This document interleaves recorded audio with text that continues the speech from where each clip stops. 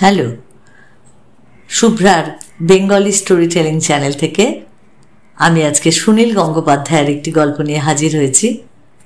গল্পের নাম রূপকথার রাজা রানী। আসলে অনেকদিন রূপকথার গল্প আমার শ্রোতা বন্ধুদের শোনানো হয়নি, তাই ভাবলাম এরকম একটা সুন্দর গল্প আজকে শ্রোতাদের বন্ধুদেরকে শোনাই। এক দেশে এক রাজা ছিল, তার একটা চোখ পাথরের। সেই রাজার 3 রানী, তার ভেতর একজন জাদুবিদ্যা জানে, একজন সারা দিন ঘুমোয় আর সারা রাত জাগে। সব থেকে যে ছোট রানী, তার একটাও দাঁত নেই, জন্ম থেকেই তার দাঁত ওঠেনি, তাই সে চোখ দিয়ে হাসে। আর যে রানী জাদু জানে, তার নাম আশ্চর্যময়ী। আর নিশাচরী যে রানী, তার নাম চাঁদনী। আর ছোট রানীর নাম ফুটফুটি। এটাই তার ভালো নাম আর ডাক নাম। রাজার নাম রাজচন্দ্র, তাই শুধু রাজা বললেই চলে। এই রাজাটা খুব চিনিবাদাম ভালোবাসে, তাই তার রোজ পোশাকের 2 পকেট ভর্তি চিনেবাদাম থাকে সবসময়। আশ্চর্যময়ী ইচ্ছে মতন ঝড় বৃষ্টি ডেকে আনতে পারে। প্রাসাদের অলিন্দে দাঁড়িয়ে এক এক সন্ধ্যাবেলা সে আকাশের দিকে 2 হাত তুলে বলে, আয় আয়। একটু পরেই শোঁ শোঁ শব্দ শুরু হয়। রাজার বড় দুঃখ, তার কোনো দুঃখ বোধ কিন্তু নেই। দুঃখ কাকে বলে তা সে জানেই না। কোনোদিন তার এক ফোঁটাও চোখের জল পড়েনি। একটা চোখ না থাকলেও কি মানুষ কাঁদে না? জন্মান্ধরাও তো কাঁদে। এই রাজা কাঁদতে শিখলই না। আর যে নিশাচরী মেজরানী, রাত্রিবেলায় সে আবার স্নান করতে ভালোবাসে। রাজপ্রাসাদের পেছন দিকে অনেকটা বাগান, তার পাশেই একটা ছোট্ট নদী। নদীটা ছোট হলেও সারা বছর ছলছল করে জলস্রোতে। রাত্রিবেলা স্নান করলে আব্রু লাগে না। মধ্যরাত্রি পেরিয়ে গেলে ছোট নদীটিতে নেমে চাঁদনি তখন মনের আনন্দে সাঁতার কাটে। আসল রাজ্য শাসন করে কিন্তু মন্ত্রী, সেনাপতি আর কোটাল। রাজা শুধু চিনেবাদাম খায় আর গল্প শোনে, দুঃখের গল্প। রোজই রাজা 1-2জন লেখক বা কবিকে ডেকে আনা হয়। তারা প্রাণপণে দুঃখের কাহিনী বানায়। রাজাকে কাঁদাতে পারলেই তো মিলবে প্রচুর পারিতোষিক। এখনো পর্যন্ত অবশ্য এই কাজে কেউ সক্ষম হয়নি। রাজপুত্র কিংবা রাজকন্যা কি নেই? আছে কয়েকজন, কিন্তু তারা এলেবেলে। তারা গায়ে ফোঁ দিয়ে বেড়ায়। বিকেলবেলা যখন কবি লেখকরা গল্প গাথা শোনাতে আসে, তখন আশ্চর্যময়ীকে ধারে কাছে দেখা যায় না। আর চাঁদনি তখন ঘুমোয়। শুধু ফুটফুটি মাঝে মাঝে এসে রাজার পাশে বসে। ফুটফুটির বয়স মাত্র 23। এই বয়সের মেয়ে সম্পূর্ণ ফোকলা।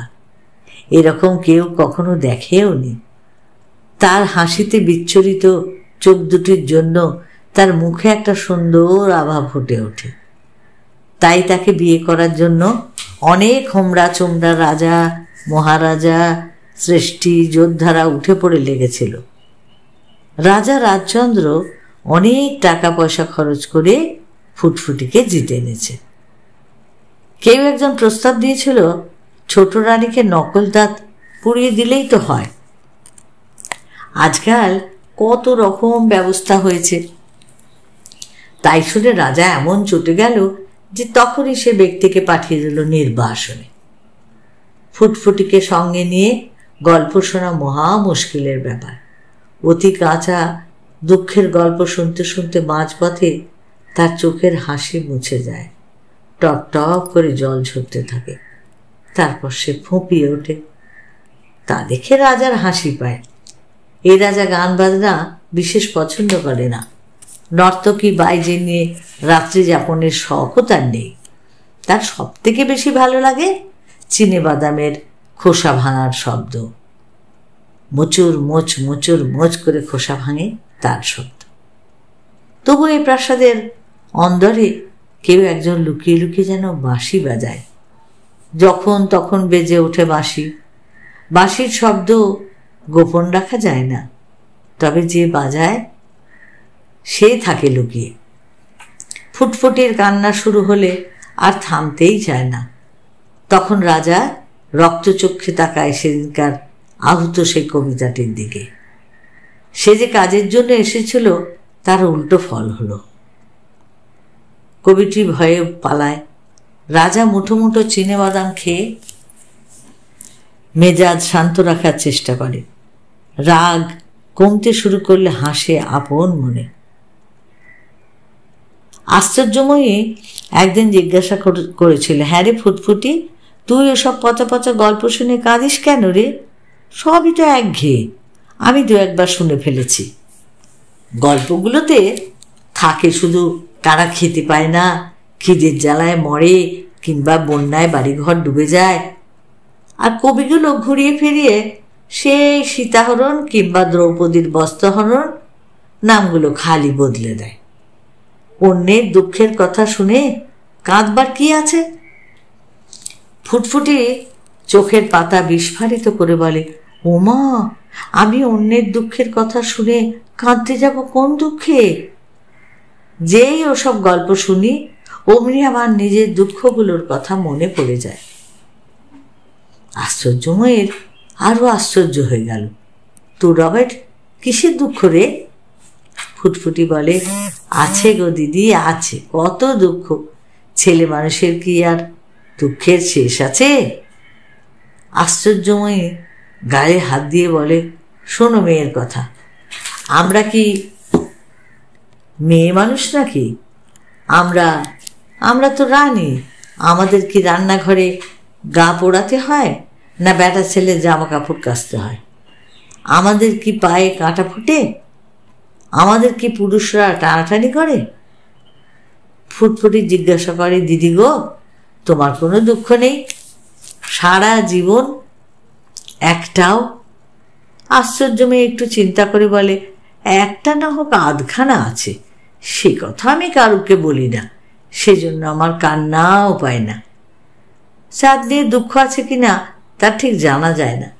সে প্রায় কথাই বলে না কারোর সঙ্গে। কথা বলবে কখন?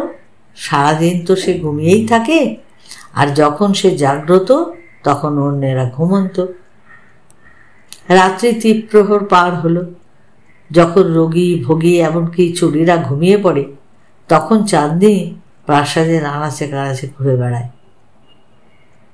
খানিক আগে নদীতে সাঁতার কেটে এসেছে বলে তার শরীরটা এখন চর্মমান হয়ে আছে। অঙ্গে বেশি পোশাকের বালাই নেই, শুধু ঝুমঝুম করে বাজে তার পায়ের নূপুর। একদিন দেখা হয় একটা ভূতের সঙ্গে। ভূতটাকে প্রায় পোষা ভূতি বলা যায়। সে দাঁড়িয়ে থাকে সিঁড়িটার ঠিক নিচে, ঝাপসা ঝাপসা চেহারা। চাঁদনি তাকে মোটেই ভয় পায় না। চাঁদনি তাকে জিজ্ঞাসা করে, হ্যাঁ রে, আজ তুই কেমন আছিস রে ভূতু? ভূতটা আত্মস্বরে বলে ওঠে, আমাকে শরীর দাও, আমাকে শরীর দাও। চাঁদনি বলে, সে আমি কি করে দেব? তুই কেন মরতে গেছিলি?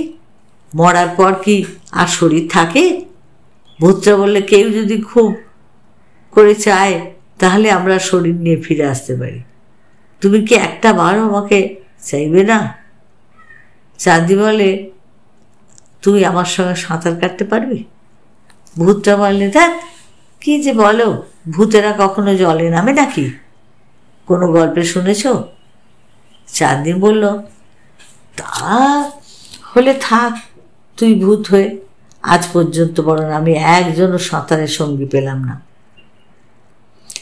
প্রাসাদের ছাদে দুপুরবেলা দাঁড়িয়ে আছে আশ্চর্যময়ী। ঝড়ের বেগ বাড়ছে অবশ্য। এখনো বৃষ্টির দেখা নেই। কালো আকাশ চিরে ঝলসাচ্ছে লকলকে বিদ্যুৎ। ভেঙে পড়ছে মাটির ডাল, এই মাটির ঘর, গাছের ডাল। পাখিরা সামলাতে পারছে না সেই ঝড়ের তীব্রতা। গাছের শুকনো পাতার মতো মাটিতে ঝরে পড়ছে সমস্ত মৃত পাখিগুলো। আশ্চর্যময় দাঁড়িয়ে আছে স্থির হয়ে। পতাকার মতো পতাকা যতক্ষণ উড়ছে ততক্ষণ তার আবেগ চোখ বুজে যাচ্ছে, তার শরীর যেন রহস্যের সুখ। একটু পরে রাজা উঠে এলো ছাদে। বড় রানীর কাঁধে হাত রেখে বলল, আশ্চর্য, তুমি এই ঝড় ঢেকে এনেছ? রানী উত্তর দিল, না।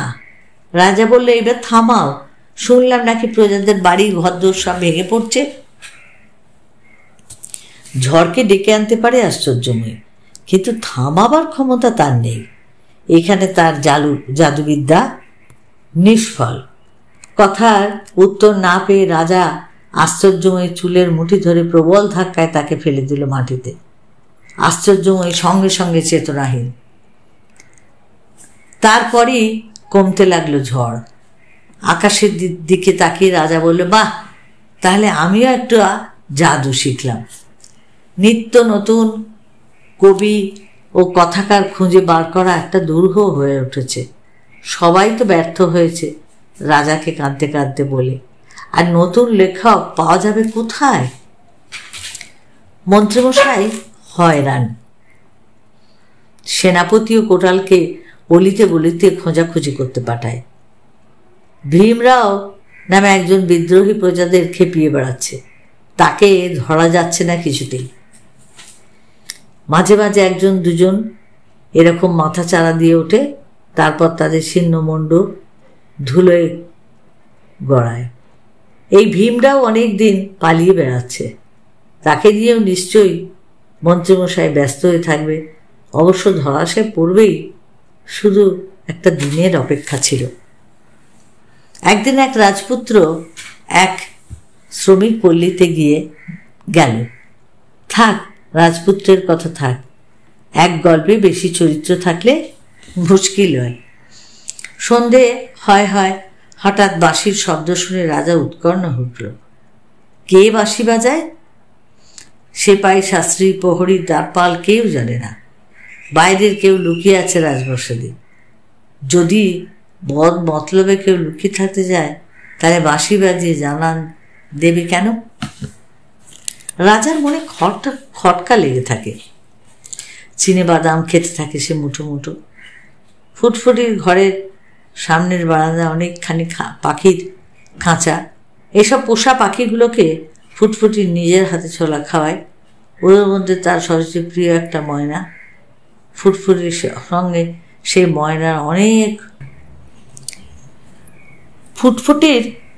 সেই ময়নার অনেক মনের কথা হয়। ময়নাটা মানুষের মতন কথা বলতে পারে না, ফুটফুটি পাখিদের ভাষা জানে। ফুটফুটির ঘরের দিকে যেতে যেতে রাজা অনেক সময় শোনেন সেই পাখি তার আর তার ছোট রানীর বাক্যালাপ। কিছু কিন্তু বুঝতে পারেন না।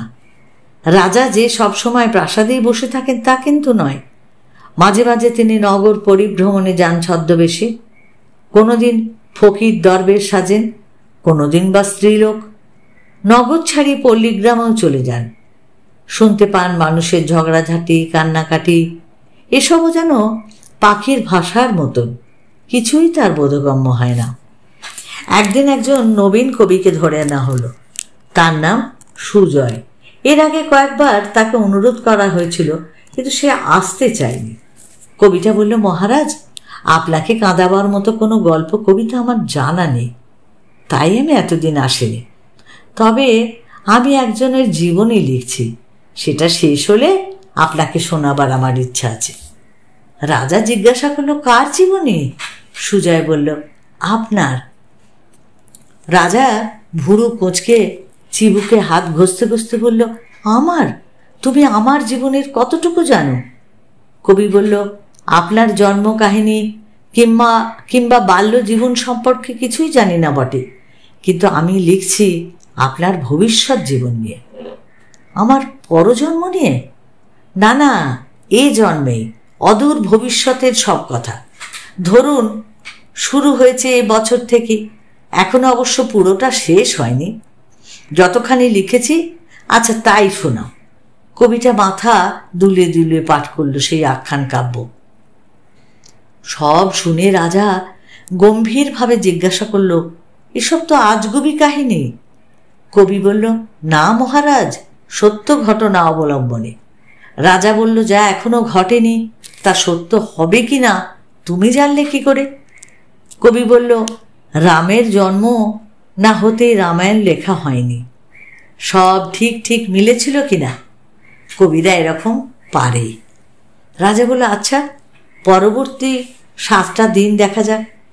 সেই যে একদিন ছাদে উঠে রাজা আশ্চর্যময়ীর কেশাকর্ষণ করে ঝড় থামিয়েছিল, তারপর থেকে আর একবারও ঝড় আসেনি।